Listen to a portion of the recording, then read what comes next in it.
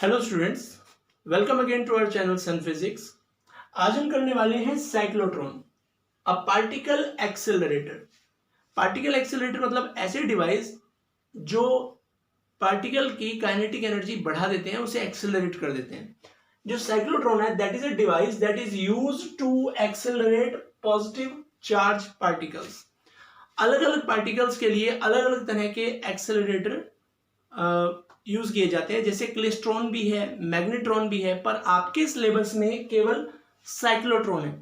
देखिए, जब हम किसी डिवाइस के बारे में पढ़ते हैं तो कुछ बेसिक चीजें हमें पढ़नी होती है। पहली कि वो डिवाइस करता क्या है, वो मैंने बता दिया यहाँ पे कि साइक्लोट्रॉन एक ऐसा डिवाइस है जो चार्ज पार्टिकल को, बेसिकली पॉजिटिव चार्ज पार्टिकल को एक्सेलरेट करने का काम करता है। दूसरी चीज होती है वो किस प्रिंसिपल पे काम करता है, फिर उसकी कंस्ट्रक्शन क्या है, और फिर वो कैसे वर्क करता है। किसी भी डिवाइस में ये सारी चीजें हम पढ़ते हैं, और कईयों में कुछ अगर लिमिटेशंस हो तो हमें वो भी पढ़नी होती हैं। तो ऐसे ही इस डिवाइस की भी ये सारी चीजें हम पढ़ेंगे। सबसे पहले मैं आपको बता चुका हूं कि साइक्लोट्रॉन होता क्या है। अब हम करेंगे कि इसका प्रिंसिपल क्या है।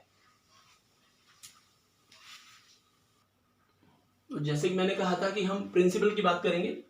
ए positive charge particle can be accelerated to very high energy with the help of smaller values of oscillating electric field by making it to cross the same electric field time and again with the help of strong magnetic field। यानी कि इसका principal ये है कि जब भी हम किसी चार्ज पार्टिकल को एक ऑसिलेटिंग इलेक्ट्रिक फील्ड से बार बार क्रॉस कराएं तो उसकी एनर्जी बढ़ जाती है। एनर्जी बढ़ेगी तो काइनेटिक एनर्जी बढ़ेगी, काइनेटिक एनर्जी बढ़ेगी तो स्पीड भी बढ़ेगी और वो पार्टिकल एक्सेलरेट हो जाएगा।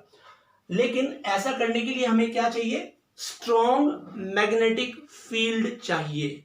एक बार फिर से मैं रिपीट कर रहा हूं कि एक पॉजिटिव चार्ज पार्टिकल को अगर ऑसिलेटिंग इलेक्ट्रिक फील्ड में से बार बार क्रॉस कराया जाए, कैसे? With the help of strong magnetic field, तो उसकी एनर्जी को बढ़ाया जा सकता है।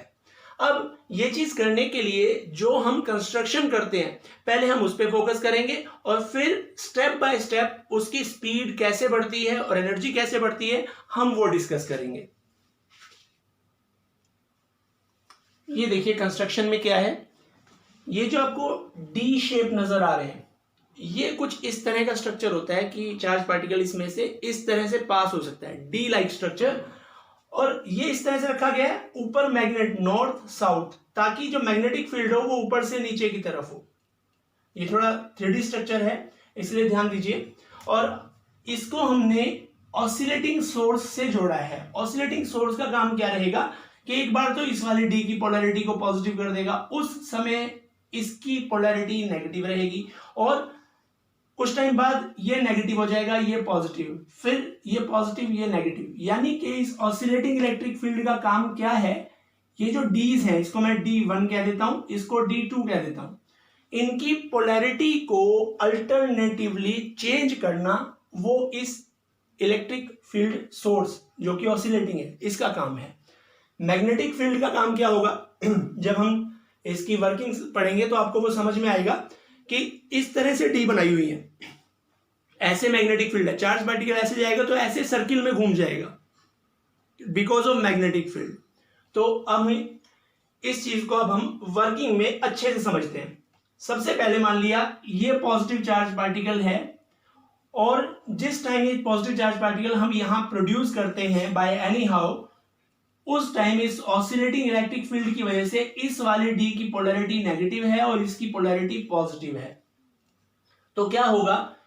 ये नेगेटिव जो है इस पॉजिटिव को अट्रैक्ट करेगा, जिसकी वजह से एकदम से चार्ज पार्टिकल इस तरफ जाएगा, और जैसे ही वो इस डी के अंदर आएगा तो उस पे इलेक्ट्रिक फील्ड का इफेक्ट खत्म हो जाएगा, मैग्नेटिक फील्ड का इफेक्ट होगा।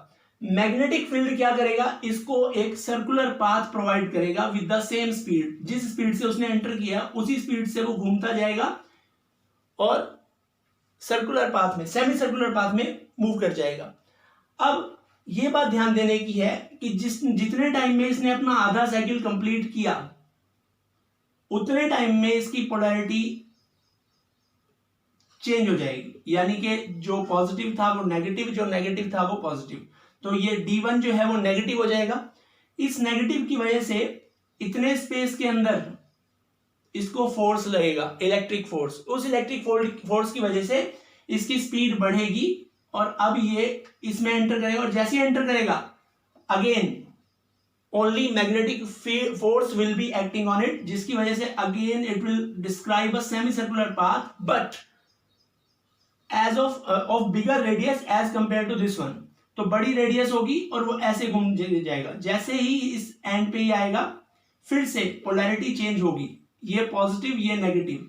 फिर से क्या होगा, ये अट्रैक्ट होगा और फिर यहां अंदर जाते ही फिर से ये मैग्नेटिक फोर्स के इफेक्ट में आएगा और सेमी सर्कुलर पाथ डिस्क्राइब करेगा।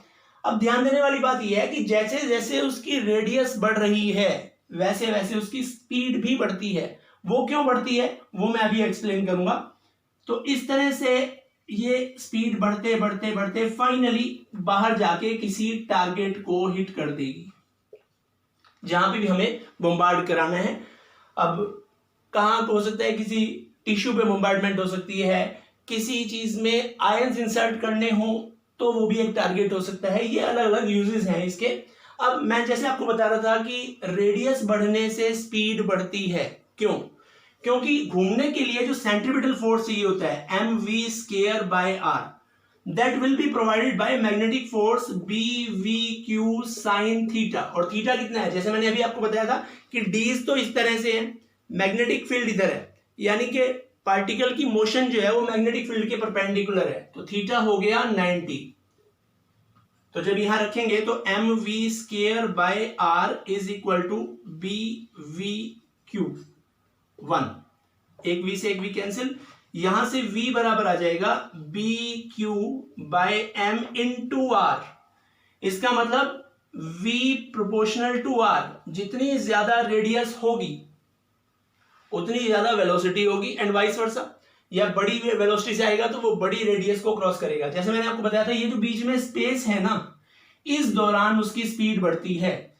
जब वो सेमी सर्कुलर पाथ ड्रॉ कर रहा है, चाहे वो इस वाले डी में कर रहा है या इस वाले डी में कर रहा है, तो उस सेमी सर्कुलर पाथ के दौरान उसकी स्पीड नहीं बढ़ेगी। स्पीड कहां बढ़ेगी, इस गैप के दौरान। और इस गैप में स्पीड बढ़ाने में कौन रोल प्ले कर रहा है, ये ऑसिलेटिंग इलेक्ट्रिक फील्ड।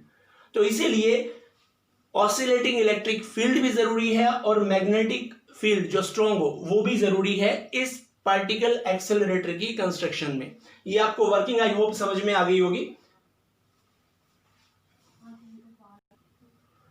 अब इस साइक्लोट्रॉन से मैक्सिमम एनर्जी पार्टिकल की कितनी हो सकती है। देखिए जो सारा स्पीड का सीन है वो इसके पाथ पे डिपेंड करता है। More is the radius more is the velocity. तो रेडियस ऐसा तो है नहीं कि हम इनफाइनाइटली बढ़ा सकते हैं।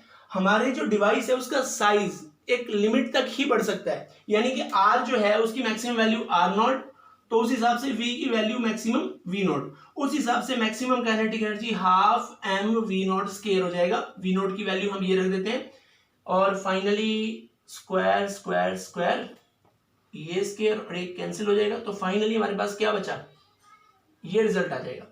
This is the maximum possible kinetic energy gain by a charge particle in a cyclotron.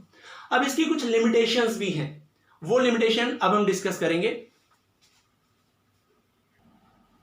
बल्कि ऐसा करते हैं कि हम इस वीडियो को यहीं पे स्टॉप करते हैं। लिमिटेशन और यूजेस के लिए हम अगली वीडियो की बात करेंगे। मींस लिमिटेशन और वीडियो के लिए नेक्स्ट वीडियो आप देखेंगे। आई होप ये वीडियो आपको अच्छा लगा होगा। अगर आपको ये समझ में आया तो you can like share and subscribe.